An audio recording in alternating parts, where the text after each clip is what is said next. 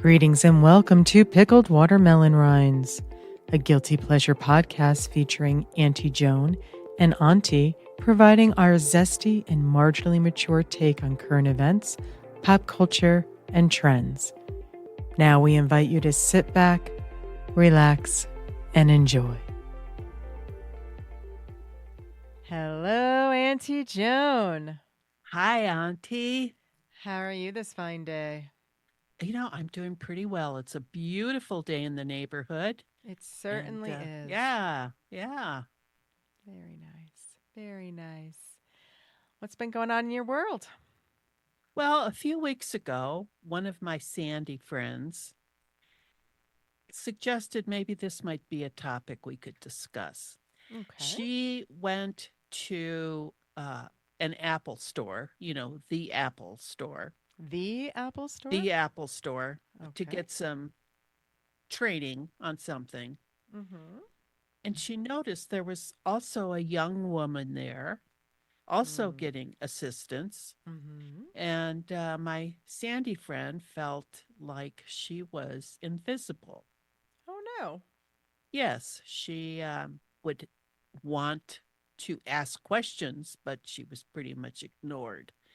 And it was enough that caused her to obviously be bothered by it and to suggest that we discuss it. Perhaps I haven't noticed it so much in my life because I've been one of those invisible women anyway through most of my life. I've not been, the one that everybody stops and turns their head to and all this stuff. So, and Sandy's a cute petite person, and I think maybe she got more attention when she was younger, so it's more noticeable to women like that. So I did some research on this topic. There is a social phenomenon affecting women between the ages of 45 and 59. I guess these are the women that are feeling this impact, this change in their lives more than maybe some of us older gals. Studies show that nearly 7 out of 10 women experience a sense of becoming invisible as they grow older. And this phenomenon is called the invisible woman syndrome. So this is actually a name for it. So, reading up on all this, there's all different. I mean, you can take this to the extreme where women feel invisible, period, as far as contributions that have been made.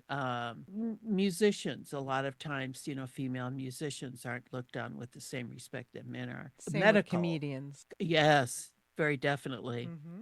Medical testing, up until recently, has usually been done on males. So women they've had to try to adjust these studies to apply to women, which in some, like heart disease, they always used to say that symptom of a heart attack is that pain in the middle of the chest. And some people don't get it there, and a lot of women don't. Mm-hmm. So they end up, having heart attacks and they go uncared for. So there have been some, well, so let me ask you, Auntie. Yes. Have you noticed feeling maybe not as visible as you used to be? I will not be ignored. You go, girl. I'm a little psychotic in that respect. So I will go out of my way to make sure it is known that I do not appreciate if I'm not getting the attention from like a clerk like that. Oh yeah, I have no problem making it very clear that. So how would you make it clear? I'd go up to him and say, "Excuse me." Oh. I would be very blunt and very straightforward. Only if I was truly being ignored for any extended period of time. But oh yeah, or I would simply leave and just be like, "Now you don't get my business. I'll go elsewhere." And if I continue to get that same level of disrespect, for lack of better terms, I would definitely be writing some things over to the Apple folk and letting them know my feelings about the situation. But you also know how I feel about Apple. I think I do. Products are terrible. So except for the phone cameras, I always caveat that. I do covet the way you all are able to take photographs and movies, specifically videos, what am I talking about? Making videos with your phones. That is, technology is definitely far superior to what we have on Android. But otherwise, I don't like any Apple products. So what I'm saying is I don't let somebody ignore me. It's not okay with me. I'm a customer just like everybody else. It doesn't matter. And I think part of what Sandy may be experiencing, or folks who were used to getting attention when they were younger and are getting a little bit older, is that they didn't have to do much to get attention. Yeah. Before. I've always had to. Like, this is nothing new to me. It has nothing to do with age. This is just my personality. I will not accept somebody not providing the service that they are paid to provide. To not just me, but to anybody. So if I see it, I may also speak out. You just never know. You never know what you're going to get with Auntie. What kind of mood she's in that day. Is she being feisty? Then she may say something on somebody else's behalf. But certainly, I would never not say something if somebody was not waiting on me or providing the service that they were supposed to be doing. Yeah, having been a young woman working downtown Chicago, like today, there was always construction going on somewhere. And I remember at some point walking out of the office building I worked in and walking down the street, and the construction workers, shouting out things and stuff like that. I guess because of the way I grew up, I just felt like they were not nice things they were saying. I felt they were, yelling out negative things. And if my brothers are listening, I think a lot of it had to do with the way they talked to me, because I was never really encouraged to feel good about myself. So becoming invisible to me then had become a blessing. In fact, I felt more free that I could walk, as an older person, that I wasn't noticed anymore, and that I could kind of walk and do whatever I wanted to, which is very freeing. And I have to say, I think it was back in 2000, I went to a quilt retreat down in Colorado Springs, and we were at a hotel there, and the Air Force Academy is down there in Colorado Springs. And in case somebody doesn't know that who's listening. And it was a weekend of a football game. Well, come to find out, this hotel we stayed at was also housing the Air Force football team. And I was walking down the hall to go somewhere, and here's all these young college football players walking towards me. And I just remember thinking, oh, this is so nice, because I don't have to worry about them judging me, because I'm just, some older lady, and, there's no interest in me at all. So that just felt very freeing to me. Interesting. Yeah. I never think about that kind of stuff. I never did, though. Even when I was younger, like in bars or whatever, I just did my thing. I didn't really care. If somebody took notice, great. If they didn't, I just, whatever. I didn't go out of my way. I didn't overthink it. I think you were probably maybe raised to be a more self-confident or self-actualized, or I don't know. Yeah. I don't know. It just, like I said, never really entered my head. If I was like, at a party and standing alone or something for an extended period of time, I might start feeling a little self-conscious. But other than that, I didn't really care. Talk to me, don't. I don't care. Whatever. Yeah, well, to me, it was more the public. Yeah. So anyway, there's been some thoughts that, it all ties into our attractiveness and our sexuality and all that stuff. There are blessings to getting older. So far, I'm enjoying it. So.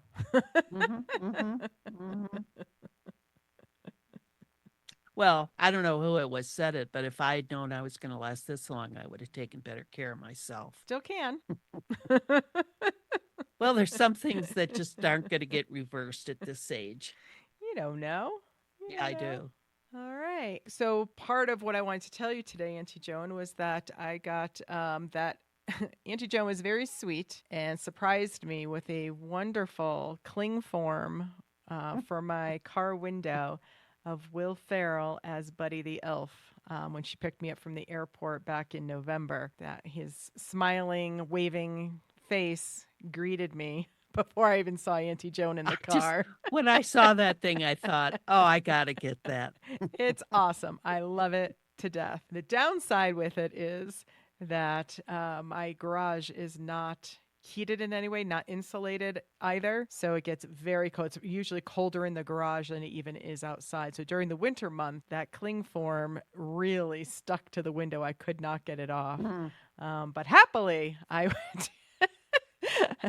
met a friend after a procedure that I'll explain in a minute. And my car was sitting outside in direct sunlight down at mile high elevation. And she noticed it and said, "Oh, isn't that funny? I love that." And I'm like, "Yeah, I can't get it off." But thankfully, because it had been sitting in the sun, it peeled right off just like it was supposed to. So many months after Christmas, I finally have him removed. But And Antie he's Joan, still on my I car. was just going to say, yours is still on, right? Yep. And Well, with yeah. the weather being so nice, I'll probably pull it out, and maybe even do some garage cleanup. Yeah. Nice. Yeah, just put it in the sun for a while, let it heat up, and it should peel right off. Yes, easy peasy lemon squeezy. Don't try it without doing that, though. Yeah, Because yeah. as we both learned, it separates from the cling, and it's still usable for next year and years to come. So lesson learned is making sure that we wait until it warms up or get that hair dryer out and see if you can warm it up that way if you want to get it off before springtime. Oh, a hair dryer's a good idea. Yeah. Yeah, I thought of it. I was just too lazy to do anything about it. But yeah, maybe next year I'll do exactly that. We'll see. But the procedures that I got recently were my regular MRI and CAT scan, and we've talked briefly about this previously, but I think it's time to bring our listener up to speed on why I get MRIs and CAT scans on the regular. Yeah. Back in 2021, I had noticed that I was seeing this graying in my right eye. Or I didn't know it was my right eye at first. I just saw some graying. I called it my ghost and thought it was just, sometimes your eyes get funky. And I just said, it'll go away. No big deal. About a week and a half later, I realized it was still hanging out. And that's when I started doing the, whatcha? Is it both eyes? Is it one eye? And it turned out it was my right eye that I was seeing this. And I said, oh, I should probably see somebody about that. So I attempted to call a local ophthalmologist because I assumed my optometrist was just going to refer me to an ophthalmologist anyway. And unfortunately, they were booked up. But by what I had described to the woman over the phone, the wonderful, wonderful person I spoke with over the phone, she said I could not wait and need to see an on-call associates of theirs who I went and saw, and they ran in a couple of tests and wasn't confirmed, but feared that I had something called choroidal melanoma, which is a rare disease. There's only about 2,000 cases throughout the U.S. a year, and it is based on UV rays from the sun causing what potentially could be a tumor. So I went to a more specialized hospital and had additional tests done, and it was confirmed that I did in fact have choroidal melanoma. And I was told that it was because I was light-skinned, light-eyed, and bad luck is how I ended up getting it. There's really no other rhyme or reason, at least not from the specialist that I spoke with. So I had some laser surgery in the operating room in 2021, towards the end of 2021, and had the biopsy done at that time as well. And we were kind of hoping it was going to, because it was caught early and it was small and all that wonderful stuff, that I would just have the laser surgery and be done. But the biopsy results came back as a 1B, and I can't remember what that means, and Pram negative. The Pram negative is what we were hoping for. The 1B, it was right on the cusp from 1A. 1A would have meant that I was free and clear and done. 1B means that you have to go through additional precautions. So I get an MRI every 3 months and a CAT scan every 6 months, and that'll continue for 5 years. And then for another 5 years, I will get MRIs every 6 months and CAT scans once a year. Basically, we're looking to ensure it doesn't metastasize elsewhere in my body. The MRI is specifically looking at my liver, and the CAT scan is specifically looking at my lungs. The statistics are that it is 70% chance of metastasizing. I don't know if I've even shared that with Antie Joan. I try and keep that one close to the chest. No pun intended. But again, remember, I was on the cusp between 1A and 1B. So I don't believe that statistic applies to me. And thus far, my MRIs and CAT scans have come back clean. So I'm going to proceed on the precautionary route, and hopefully this will stay a status quo. I did have some regrowth in my eye about second quarter of 2022. It was noticed on imaging. So I did also in summer of 2022 have radiation plaque implanted in my eye surgically for 5 days and then removed. And since that procedure, there's been no signs of regrowth. Everything's looking good. There's good scar tissue. So far, knock on wood, everything is just A-okay.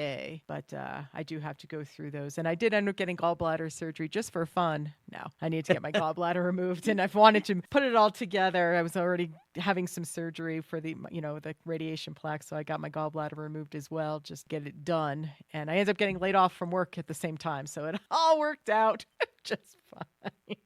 When it rains, it pours.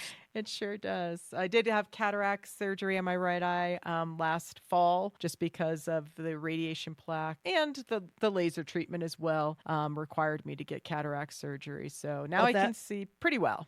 Mm-hmm. So that was your right eye? You had the cataract surgery done? Yes. I only needed my right eye. Yeah. Oh. So that's all taken care of. So I don't need glasses anymore for distance, and I just wear some readers every now and again. I can get by with my squinters most of the time, but sometimes I have to get my readers out, when I'm reading something up close. But otherwise, my eyes are doing well. I do have a little bit of blind spots in my right eye. Not terrible, but I do have a little bit of depth perception issues from time to time. Not constantly, certainly not. It's gotten much better as I just get used to it. My left eye compensates. So honestly, I don't really even notice it anymore. So there you have it. That's got to be rough every 3 months, being reminded again and again, Yeah, it's no fun. I mean, the MRI is no big deal. I'm not claustrophobic. I can't imagine if somebody was, how they would get through this. I just close my eyes and I don't look at anything and listen to my breath cues and follow accordingly. Yeah, I just don't like the IV part. I do get images with contrast and without. So okay. I'm constantly getting stuck for IV, for the contrast to get injected in. So I don't love that part. That's just for the MRI? No, CAT scan as well. Oh. That's why I try to get them when I am ready to get my CAT scan. I try to get the MRI and CAT scan on the same day, so I get stuck once. That's my plan. That's my goal, at least. And so far, so good. Knock on wood. So they only have to stick you once, then? Correct. If you just keep the pick in and go to the next procedure, and they hook you up, and then you're finally done. So when they put that dye in you, have you noticed it feels like you're going potty? Yes, but only for the CAT scan. The MRI doesn't have that effect. The CAT scan one does. Yeah, I don't know. I think there's iodine in the CAT scan one is why you get that sensation. I could be wrong, but I only experienced that sensation with the CAT scan. I'm only warned about it for the CAT scan as well. So there you have it. Thank you. Thank you for sharing that. Well, you're welcome. And to all those who didn't know that are listening, that are friends or family, I did not tell a lot of people about this. This was held pretty close to my chest. Only, people who needed to know, like caregivers. Primarily it was, not to worry my parents who have since passed. So I feel like I can open up a little bit more about what's been going on with me. So all's good. Let's nobody dwell, nobody worry. It's all good. It was shocking. I had no clue you could get melanoma in your eye. Me either. I never heard of this before. I thought maybe I had a detached retina. And which would have been bad enough, but could have knocked me over with a feather when I was first told to me about choroidal melanoma. Had no idea. There's apparently support groups for it and everything. Wow. I've never participated, but they do have them. So I was given all that literature when I was diagnosed. But so there you have it. So get your eye checked. Best thing you guys can do is just get regular eye exams. Again, it is very rare, so please don't think that this can. I mean, I can't say it's not going to happen to you, but at the same time, it's a pretty rare disease. And do keep in mind, I also have been living at elevation for 17 years now, above 8,000 feet for 17 years. So I have that going for me as well, closer to the sun. You've been up there that long, huh? Yeah, I have. Wow. So, except for when I had to move down below in between the old house and the new house for that little Yeah. stint. But otherwise, yeah, I've been living up here. Do you wear your sunglasses every time you Yes, go I do. out? I Oh, do. I do. It's rare that I'm not wearing my sunglasses, but definitely wear eye protection. And it can be detected, very early through eye exams. So just your regular eye exams that you get with your optometrist should help. I just happen to have mine appear in between optometry appointments. yeah. So Well, there you I've have been fortunate because I have light skin and light eyes, it. Mm-hmm. and I don't wear sunglasses as Mm-hmm. often as I should. Mm-hmm. So I feel very fortunate that that has escaped me so far. Yeah, see, you have good luck. I have bad luck, apparently. Well, just, oh, I've got my own stuff going on. Thank you.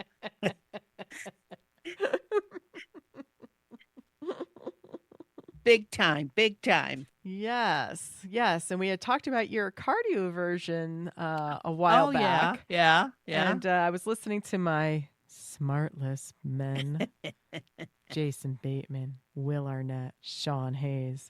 On one of the episodes, Sean Hayes talked about some stuff that he does, and I forwarded it to Antie Joan. Like, I think you need to listen to this. Antie Joan, you want to fill our listener in on what Mm-hmm, what I mm-hmm. shared with you? Well, I guess it turns out that Sean Hayes has a problem with AFib as Mm-hmm. well. And he felt a need to go in. He said he feels the palpitations. Mm-hmm. So that's when he knows, he's gone into AFib. I don't feel those myself. So he started feeling them, and he said had to make an appointment to go to the hospital and get cardioverted. And Oh, he he didn't went make an in, and I appointment. guess, He just went.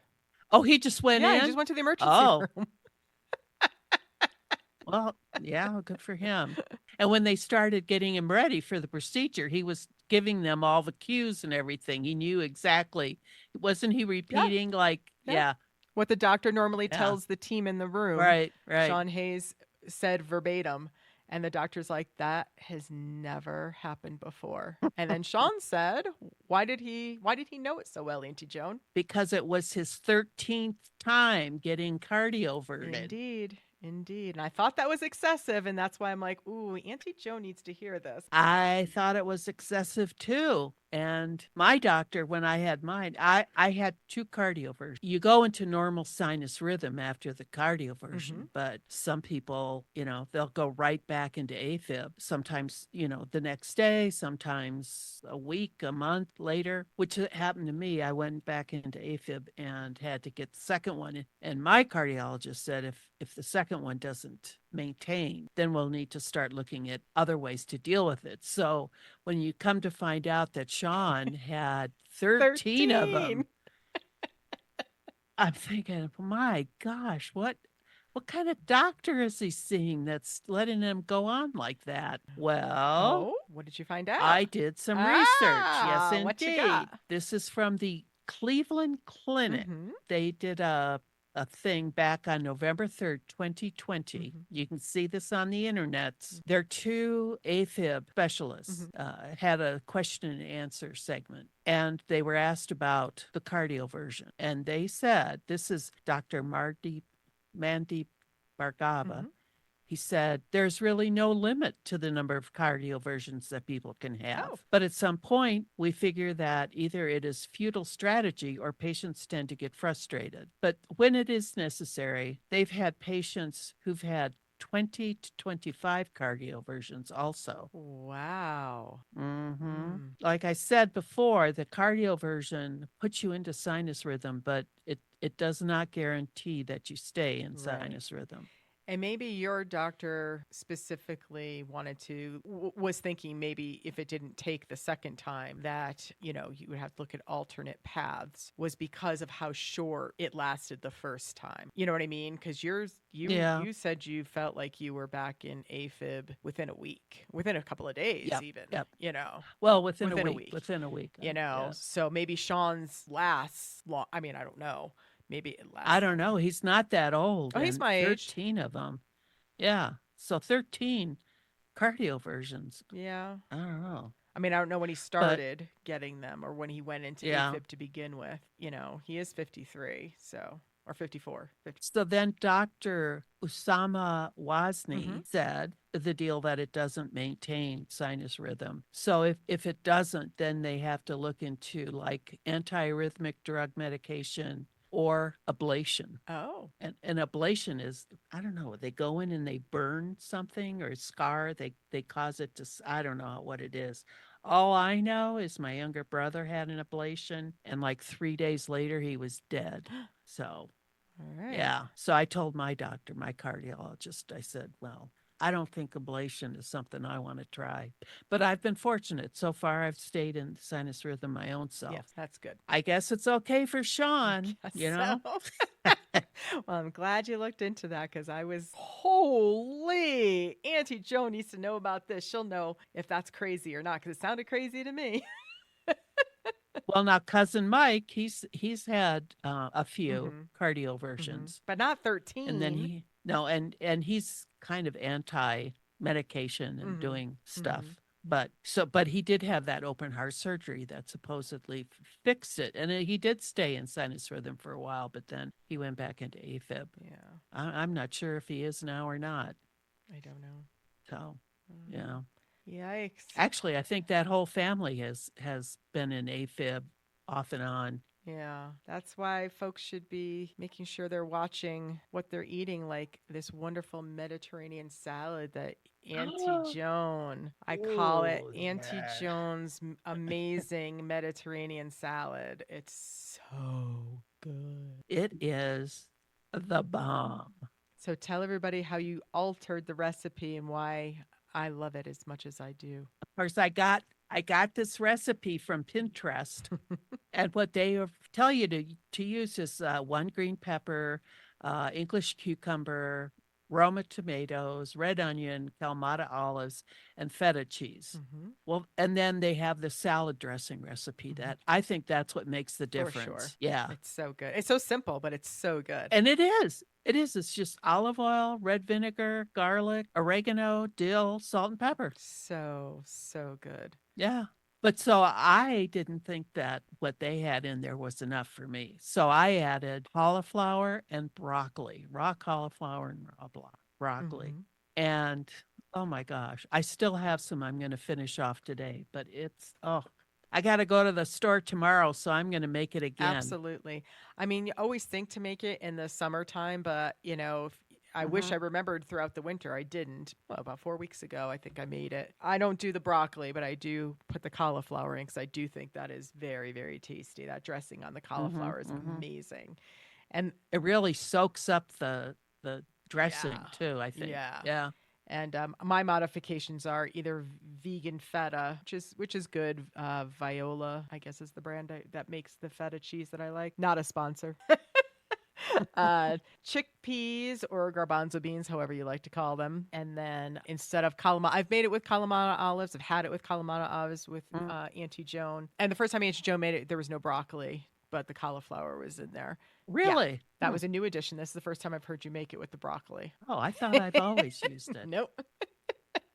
And we first put it over because Auntie Joan was going to go to a family function and opted not to go, but had already boiled the potatoes to make potato salad. So it was just boiled potatoes, and we mashed them up a little bit, and then we put the Mediterranean salad over that. Can't even tell you how delicious that was. I mean, I know I didn't put anything on the potatoes, no butter, vegan butter would be me anyway. Salt, pepper, nothing additional. It was just boiled potato, mashed up white potatoes with the Mediterranean salad on top of it. And man, oh man, oh man, oh man, oh man, was that delicious. Yeah, that's a whole meal. Oh my isn't God, it, with the so chickpeas? good. Yeah.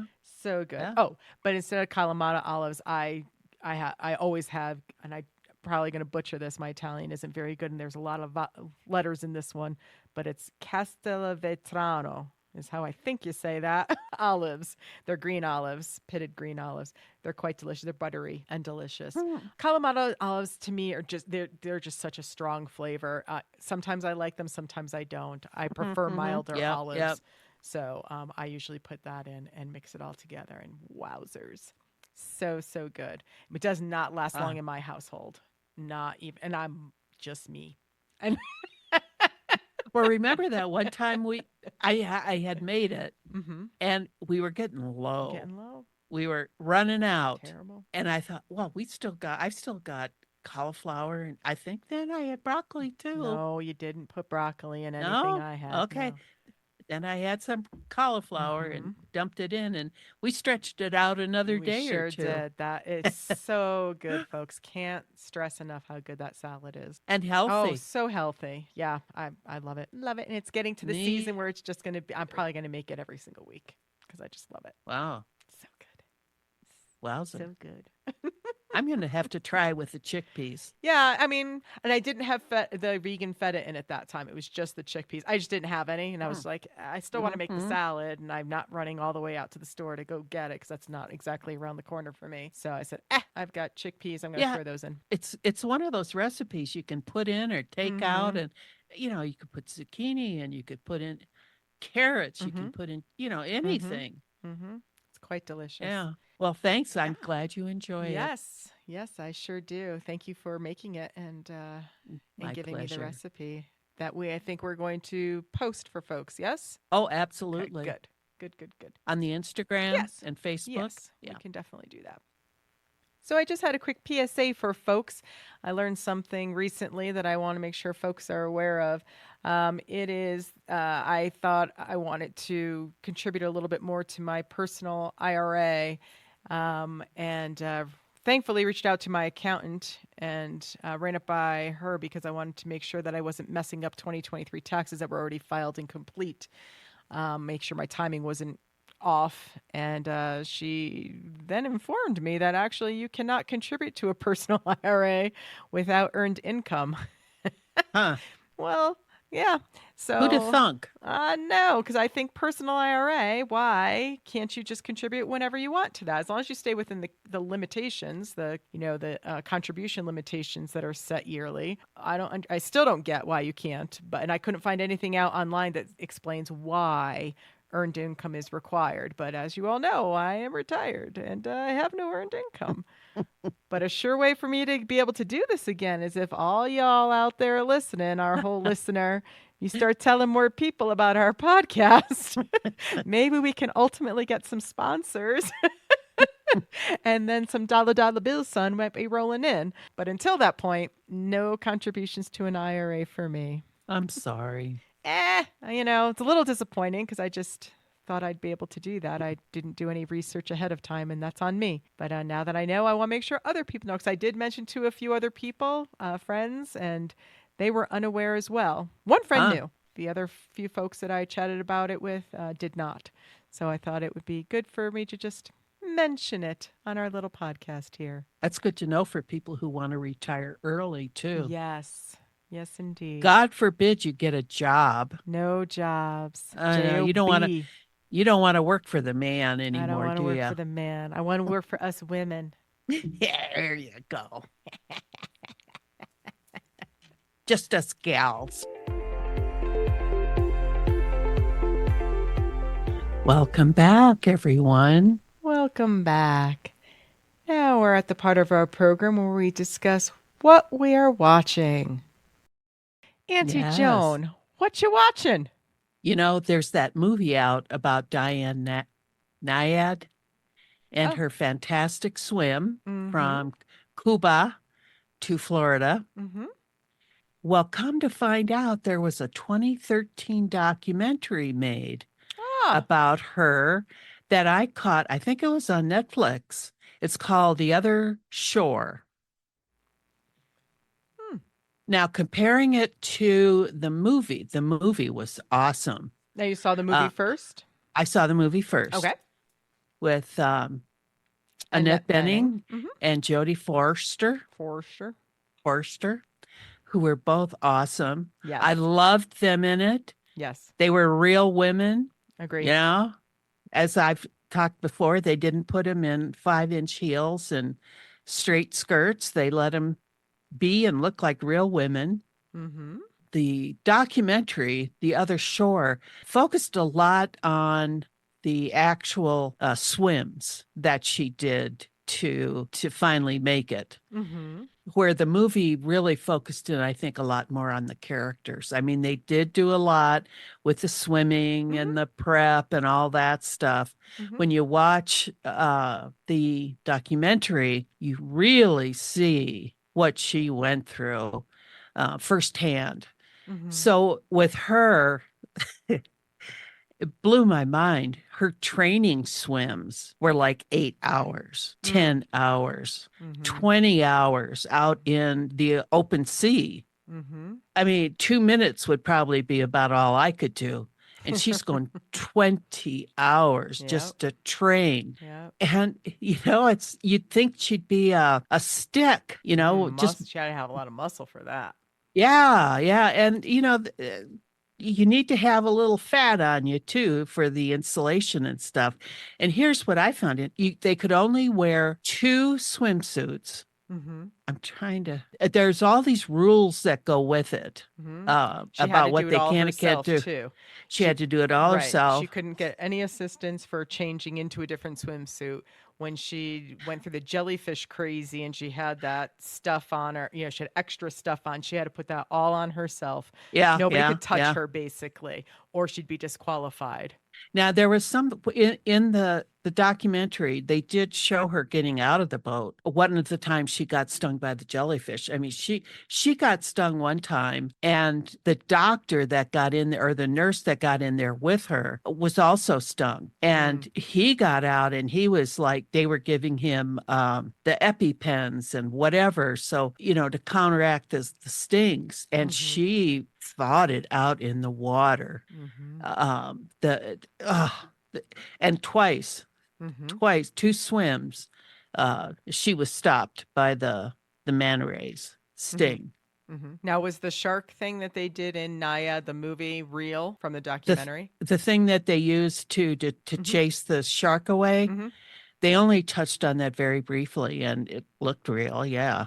Okay, so I was just curious. They didn't use a cage. They didn't use a cage. No, that I knew. Yeah. But I was curious if they embellished the movie at all. But it sounds like they've stayed pretty true to form in that respect, at least. Yeah, I think so. I think so. And when I mean, it's so much more real, with the documentary, because they're filming it as it's happening, and you can you imagine the first time she did it this time? She tried it once before, I think, when she was younger, and didn't make it. She got way off track. Right.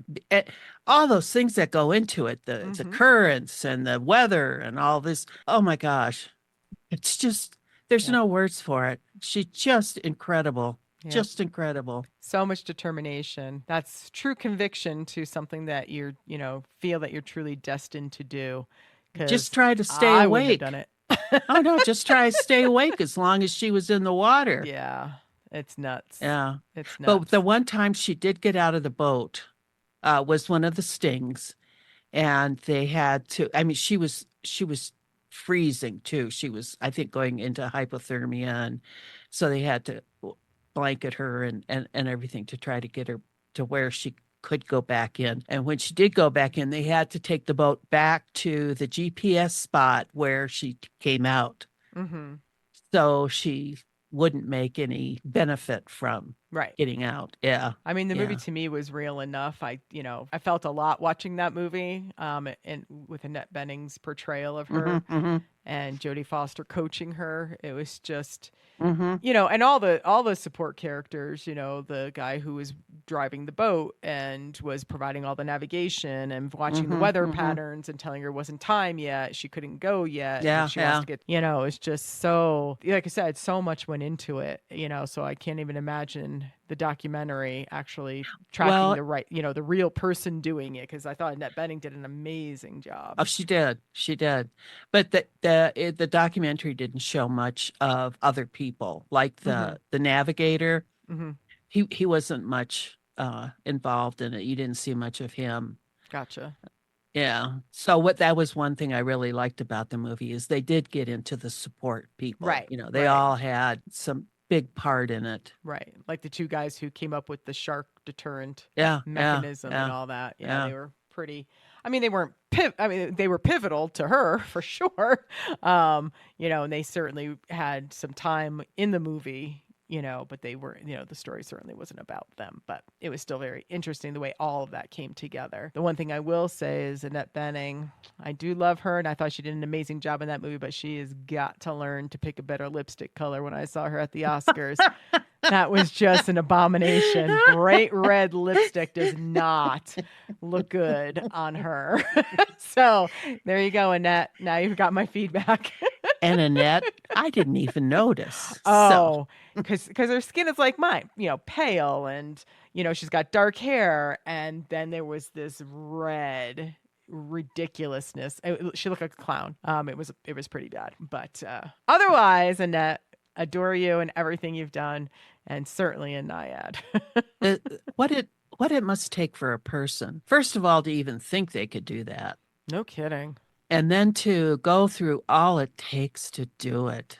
Just incredible. Unbelievable. If you haven't seen the movie, watch the movie, please. Yes. And if you can, I strongly suggest The Other Shore, the documentary of what she... The one thing I didn't like about the documentary is they showed all this time with her failed attempts. And when she finally made it, that whole trip was just like, I don't even know if they showed her going into the water that last time. Oh. And it was like they showed her coming out. Oh. There was no filming during the trip, nothing that last time around. Yeah, I was kind of disappointed in that. But man, and then you see her come out of the water and all these people around her. Yep. And if anybody touched her, it would have invalidated the whole thing. Yep.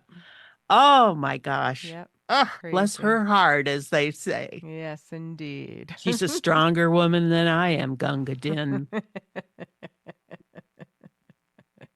So yes, folks, that's Nyad on Netflix is the movie as well as the documentary, The Other Side. The Other Shore. Sorry. So Antie Joan, how many watermelon rinds would you give the movie versus the Other Shore? Well, the movie I would give 4. Okay. And The Other Shore I would give 4. Okay. Yeah. I too would give, I only saw the movie, so I too would give that a 4. I did thoroughly enjoy it. Nice.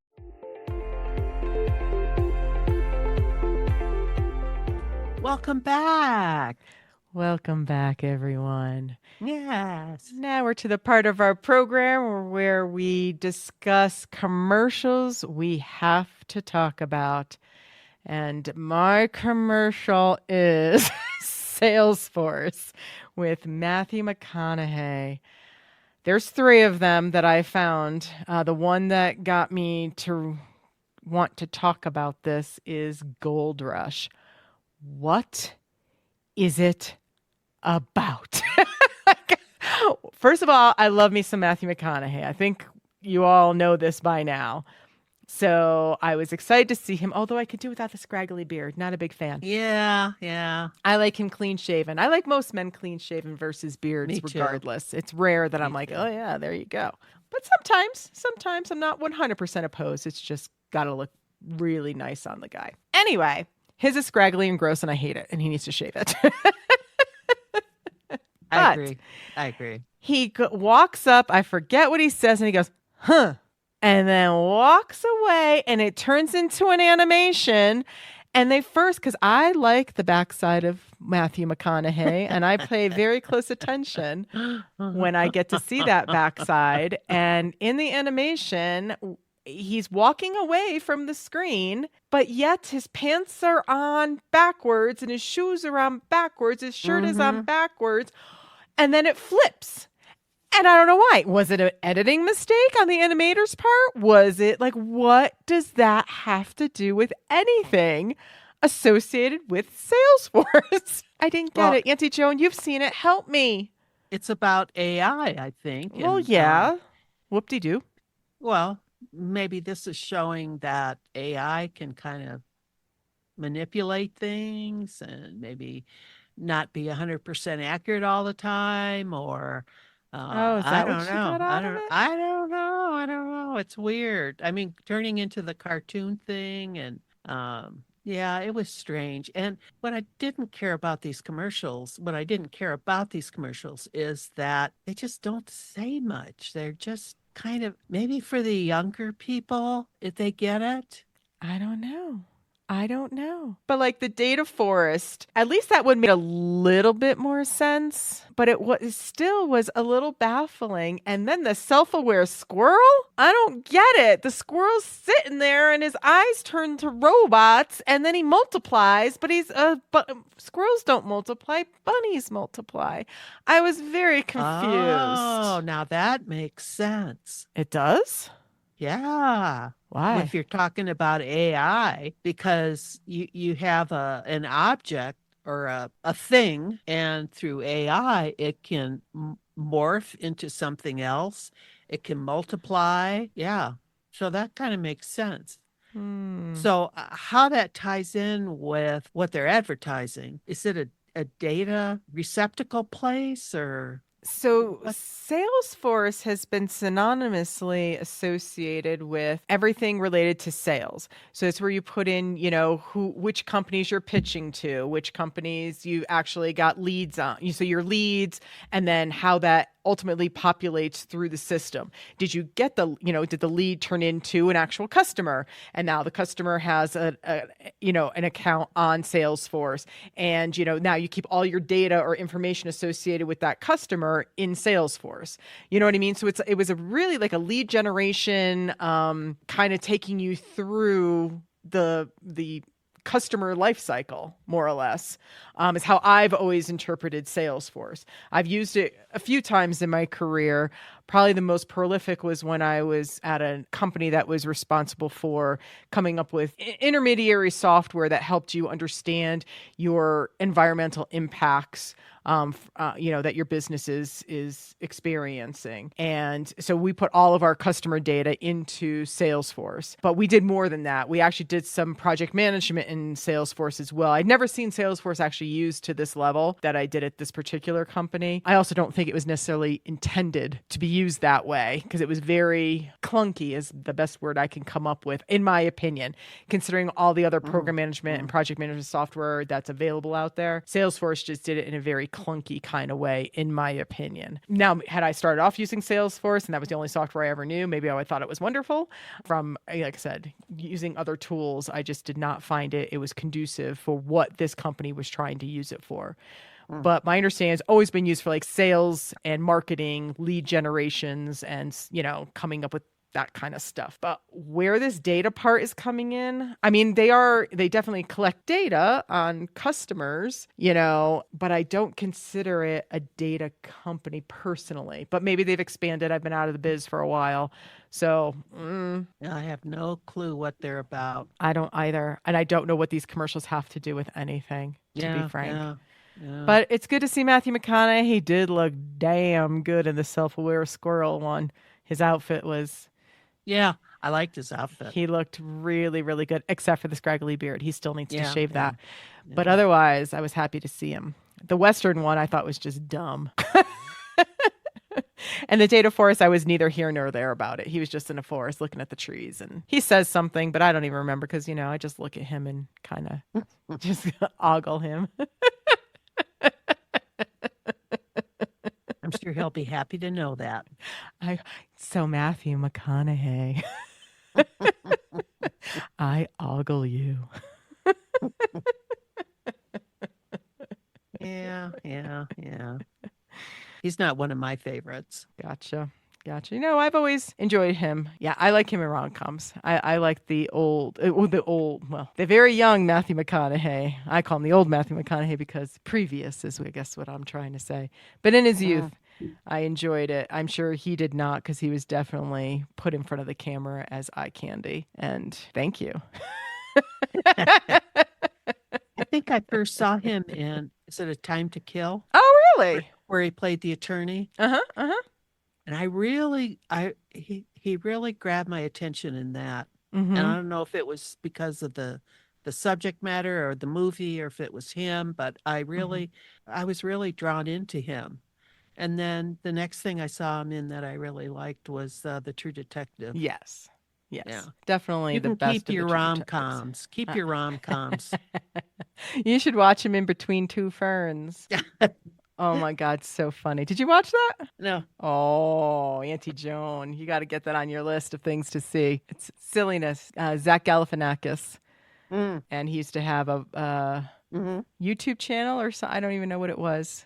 I don't remember. And for Funny or Die, which is Will Ferrell's company, he would promote it. And he did a movie called Between Two Ferns. And he's done a movie. Yeah, it's on Netflix. I highly recommend. It's because he had a TV show. Yes, Between Two Ferns, right? Correct. With Barack Obama was on it. He had lots of guests, and he was just ridiculous, and I loved him. But Matthew McConaughey is the first guest on the movie of Between Two Ferns. Oh, well, I will. Funny. I will watch that. I think that wraps up today's episode. We thank you all for listening, and this is Auntie signing off. And Antie Joan. Have a good day, everyone. Yeah. Bye-bye now. Bye-bye. We thank you for listening. And remember, when life eats away at your core, make pickled watermelon rinds.